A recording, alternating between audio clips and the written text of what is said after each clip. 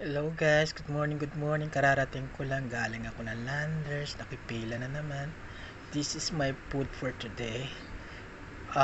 Roasted chicken original. Cost 269 only. Available siya all the time from 9 a.m. to 9 p.m. Mas mura siya, 216, 288 compare sa other brand, di ba? Nasa 340 o 349. Tapos ito may lumpia ako and then fresh tomato without rice. So, kain tayo. Yummy, yummy, yummy. Ang unang supo para sa inyong lahat. Kain tayo. Hello guys. Hello guys. Ito po yung nabili kong piso. Piso for today in Landers. Dalawang milk, boba milk tea, then Yoo-hoo chocolate drinks.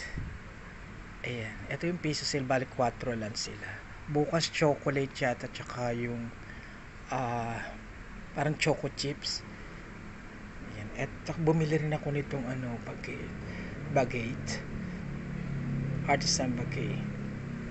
So ayan po siya. 59.75 minus 50. 119.75. Ito ang bilis maubos. 59.75 na lang siya. Ang dati niyang price is 119.75. Ayan. Tsagaan lang sa pumila.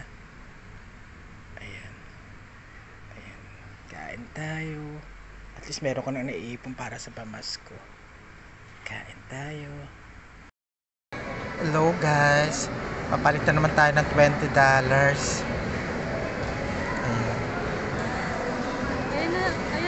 Taas. Thank you. Talks SM Hypermarket. Hindi ko pa alam kung magkano palit.